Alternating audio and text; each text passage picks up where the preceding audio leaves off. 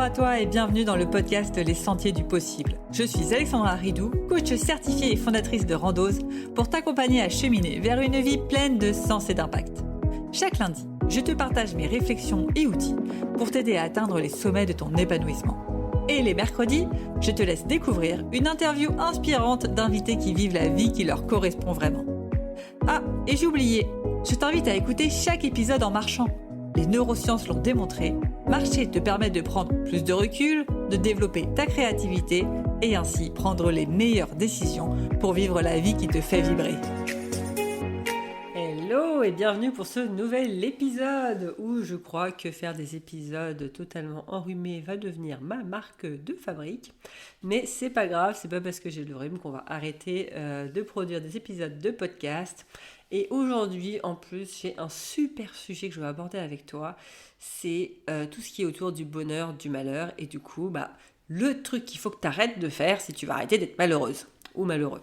Parce que, oui, on est d'accord, je pense, on veut tous être heureux. On cherche tous le bonheur.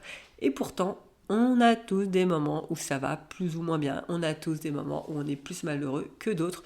Donc aujourd'hui, je vais te parler de ce truc qui te rend totalement malheureux dans 99% des cas. Et ce truc, c'est quoi ? Ce sont tes attentes. Oui, je te le redis, ce sont tes attentes qui te rendent malheureux. Pourquoi ? Parce que tu vas être malheureux uniquement parce que tu as des attentes trop élevées par rapport à ta réalité. Par exemple, tu penses que tu devrais avoir 10 000 euros par mois en 3 mois. Du coup, tu vas être malheureux parce que tu fais que 500 euros par mois au bout de 3 mois. Tu vas avoir l'attente que tes enfants ne crient jamais, tes enfants obéissent tout le temps. Et du coup, tu es malheureux parce que tes enfants, ils obéissent pas tout le temps. Et ils crient tout le temps. Donc vraiment, ce qui te rend malheureux, si tu fais le point là sur aujourd'hui, tu lises toutes les choses qui vont pas dans ta vie, tu peux être sûr que c'est parce que tu as un delta entre tes attentes et la réalité. Donc finalement, comment arrêter d'être malheureux ? Tout simplement, changer tes attentes. Tu vas me dire, bah oui, merci Alexandra, mais en attendant, j'aimerais bien quand même que mes attentes elles se réalisent. Je vois pas trop comment changer mes attentes. Aujourd'hui, il n'y a rien qui va. Ma vie serait quand même beaucoup mieux si j'avais si j'avais ça, si mes enfants ils criaient pas, si mes enfants ils obéissaient, si j'avais tel job, si je gagnais plus de chiffre d'affaires. Bref, je serais quand même plus heureux. Là, je vais te parler de mon exemple personnel. J'ai fait une dépression, j'en ai déjà fait un épisode dessus, quand j'étais en école d'ingénieur, et clairement la dépression c'était quoi ? J'avais des grosses attentes d'un point de vue carrière, d'un point de vue professionnel, il fallait faire une grande école d'ingénieur, et moi j'étais seulement dans une école d'ingénieur post-bac, et rien que ce delta d'attente a suffi à me rendre malheureuse. Et tu vois bien que ces attentes-là, ils sont propres à moi. Je prends d'autres personnes, et notamment vous qui m'écoutez, je pense que 80% d'entre vous me diraient, Alexandra, déjà une école d'ingénieur, c'est top. Et pourtant, moi, non, ça me rendait malheureuse parce que mon attente, c'était d'être dans une école d'ingénieur qui était dans le top 5 des écoles en France. Donc, moi, ça m'a rendu malheureuse, ça en rendrait d'autres pas malheureux du tout, et d'autres qui seraient peut-être super heureux d'être dans mon école d'ingénieur post-bac parce qu'eux, ils avaient des attentes moins élevées.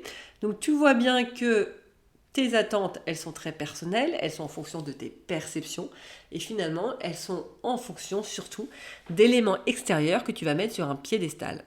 Pourquoi j'avais ces attentes de faire une école d'ingé dans le top 5 des écoles d'ingé ?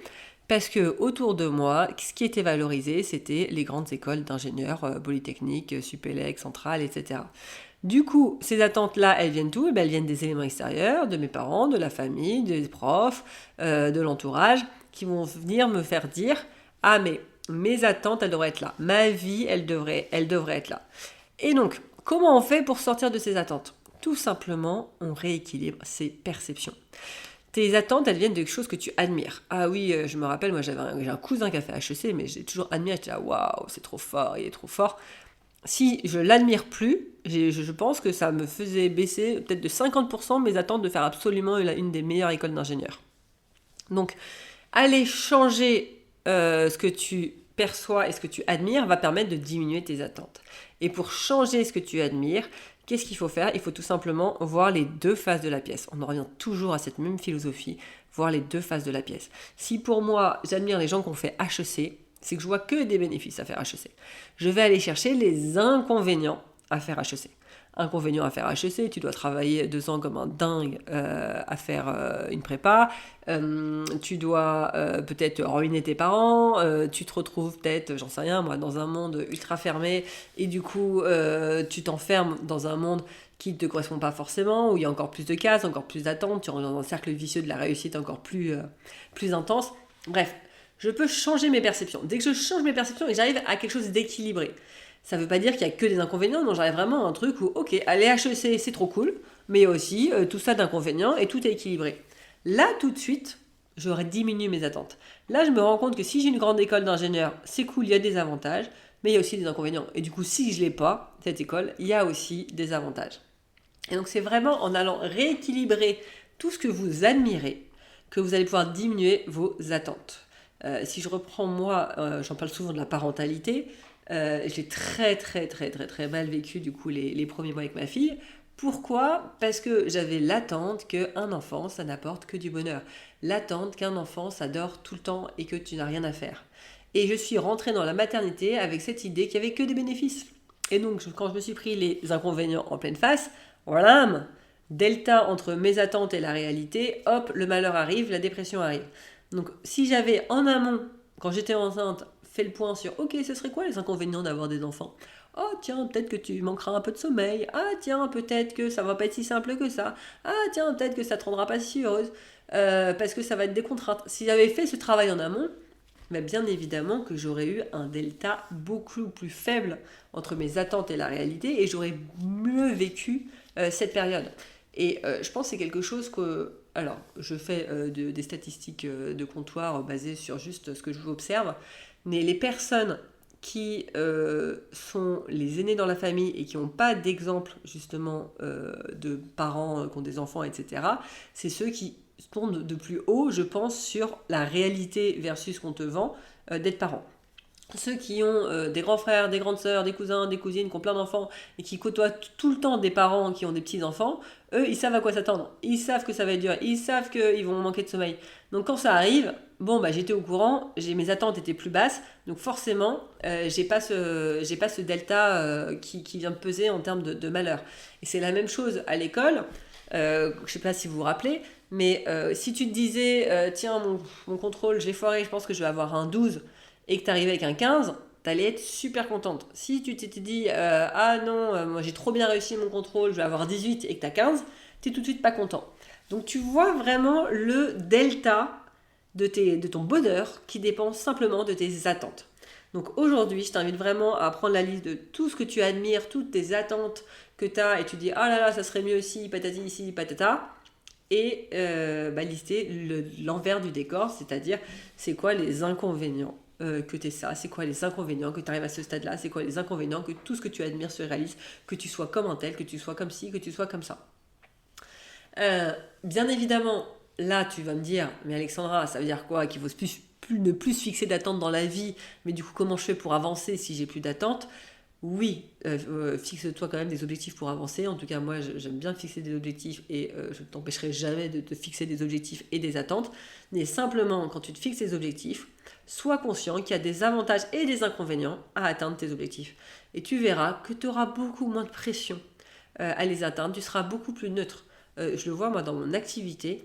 Clairement, je me fixe des objectifs de chiffre d'affaires, mais je les atteigne ou que je ne les atteigne pas, le résultat, il est quasiment le même dans mon corps. Parce que je sais que si j'atteins mes objectifs de chiffre d'affaires, il va y avoir des inconvénients, que si je ne les atteins pas, il va aussi y avoir des inconvénients et il va y avoir des bénéfices dans les deux cas.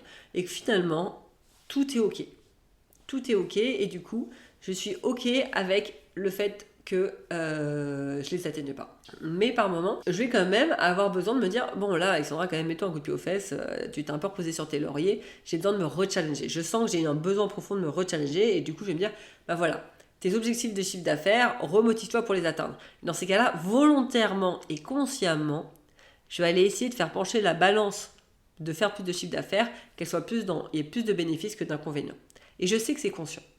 Et je le fais consciemment, ce qui me permet de me driver et me motiver en me disant « Ouais, vas-y Alexandra, fais plus de chiffre d'affaires, tu auras ça comme bénéfice. » Si je ne les fais pas, du coup, bah forcément, je sais qu'il va y avoir une plus grande déception, mais en même temps, c'était conscient. J'ai tout conscientisé qui fait que si je ne les fais pas, je sais que la déception elle sera là, mais je sais qu'elle sera là parce que j'ai voulu consciemment mettre plus de place aux bénéfices qu'aux inconvénients. Et comment on fait pour mettre plus de place aux bénéfices qu'aux inconvénients ? Tout simplement, tu listes la plus grande liste possible des bénéfices. Et en général, moi, ce que je dis à mes clients, c'est lister au moins 100 bénéfices, par exemple, de trouver plus de clients. Quand tu listes 100 bénéfices à trouver plus de clients, je te garantis qu'à la fin, tu es motivé pour trouver plus de clients. Mais en même temps, tu as aussi cette déception si jamais tu les atteins pas. Mais c'est pas grave, tu es conscient que tu as mis le fait d'avoir plus de clients sur un piédestal et que du coup, c'est ce qui va te driver pour atteindre plus de clients. Voilà, je crois que j'ai fait le tour. Vraiment, si tu dois retenir une chose sur ce qui te rend malheureux, c'est tes attentes. Tes attentes, elles dépendent que de toi par rapport à ce que tu as vécu, par rapport à des éléments extérieurs. C'est finalement ce que tu admires, que tu veux mettre dans ta vie parce que tu penses que si tu atteins ça, ça ira mieux. Donc l'astuce, c'est quoi ? C'est de changer ta perception et voir les inconvénients d'atteindre ça pour que si tu les atteins pas, c'est pas grave. Il y ait moins ce delta entre tes attentes et la réalité. Et je te dis donc à très vite et reste bien jusqu'au bout si tu veux ta question de coaching à méditer en marchant et en musique. Ciao!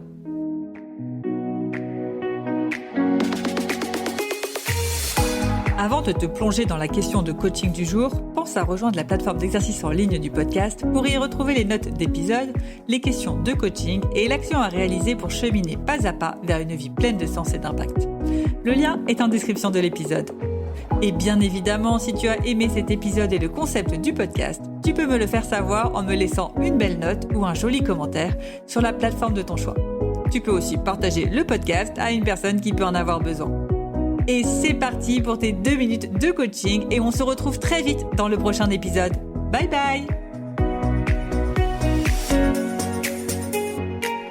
Et c'est parti pour ta question de coaching à méditer en marchant et en musique. Et aujourd'hui, je te pose cette question.